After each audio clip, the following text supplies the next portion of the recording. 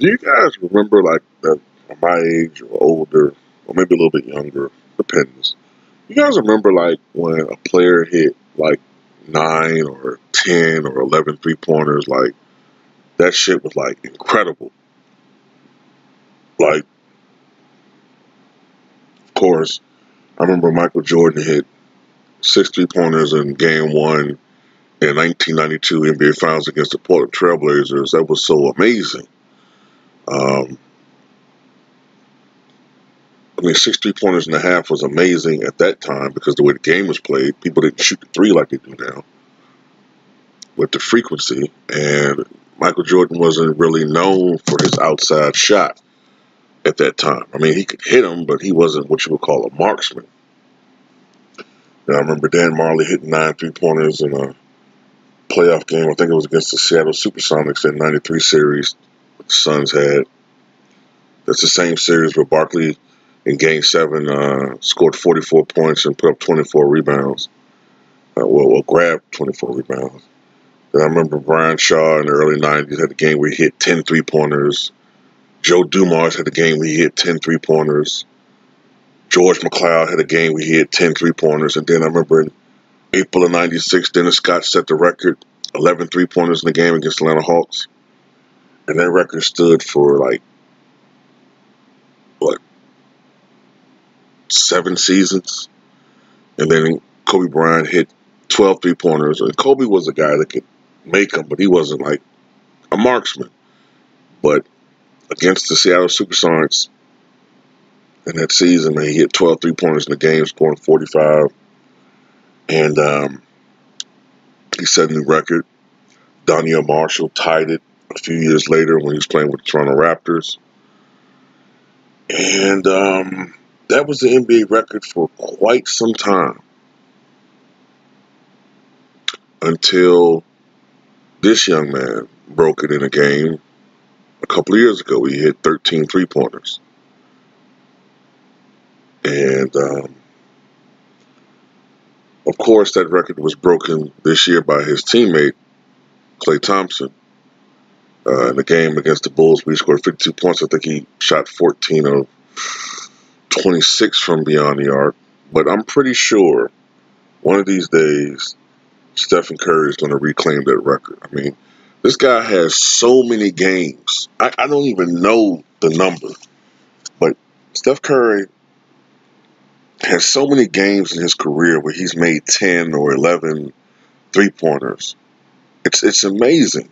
I can't even quantify the number, man. It has to be in the double-digit range. And it's also not like he has horrible percentages when he does it. That to me is what differentiates him from other volume 3-point shooters like James Harden. Don't get me wrong, James Harden is a good 3-point shooter, but he has a lot of games where he might shoot like 7 for 21 from beyond the arc, or 6 of 16, or 9 of 21, 9 of 22. That's decent. It's good, but for the amount that you've taken, you would have thought that you were on fire. But Curry is just something else, man. He's having a remarkable season.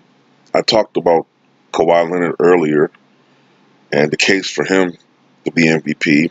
He's the best player on the team with the best record, and oftentimes in NBA history, the MVP has gone to a guy who was the best player on the best team record-wise, or at least one of the best records. And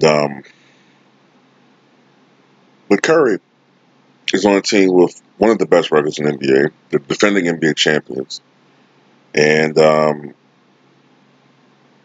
Curry tonight poured in 48 points. He shot 17 of 32 from beyond the arc. And, of course, he was 11 of 19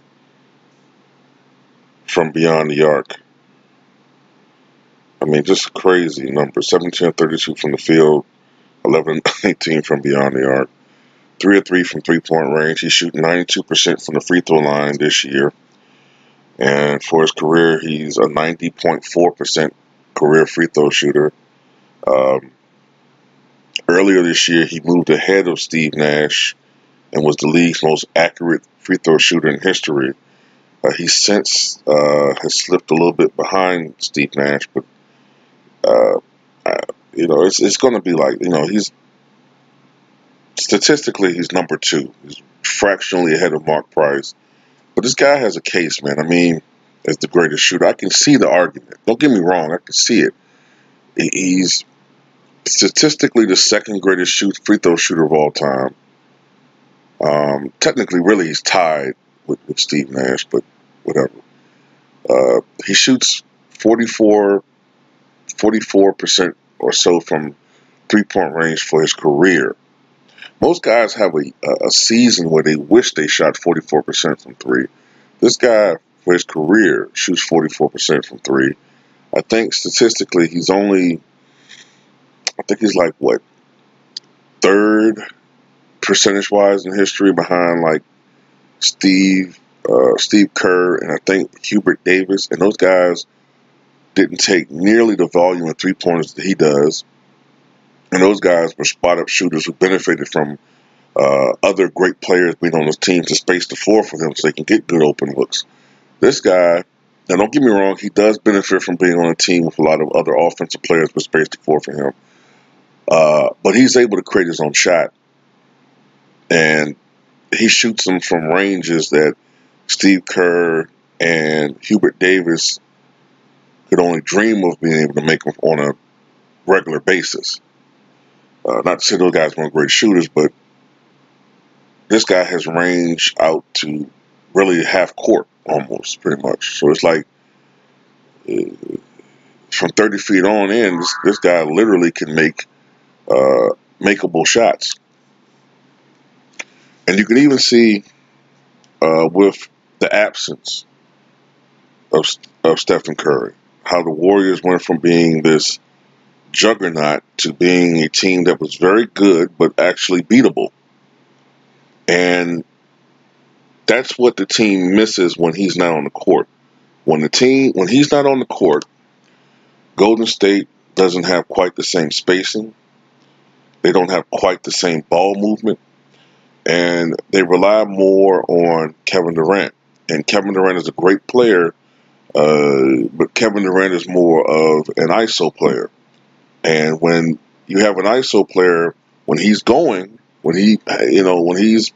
40 or 50 points, they win. But when he's not quite making his shots and he's kind of more or less holding the ball and everybody's kind of stagnant and not really being as involved offensively, that's when Golden State can get a little bit in trouble. But with Curry being the scorer / playmaker that he is, even when his shot's not falling, because of just his presence alone, you have to always respect him. And because of that, he even when he's not making shots, he just opens the floor for other guys just because of the threat that he holds, the threat that he presents.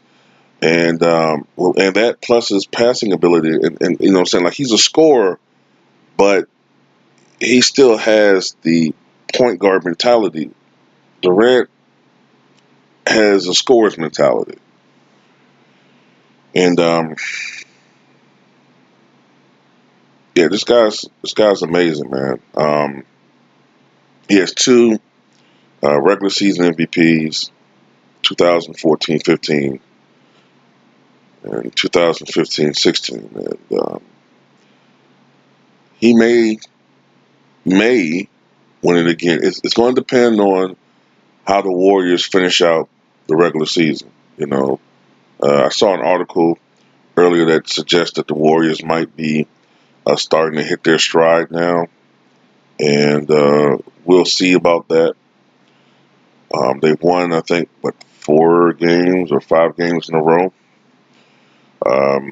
They just beat the Mavericks, who has probably the best rookie in the NBA, Luka Doncic.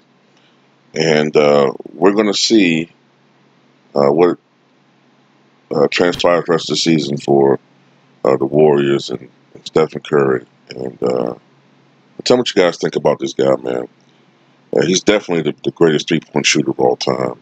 He's third all time in three-pointers made behind only Ray Allen and Reggie Miller, and he's going to pass Reggie Miller next season.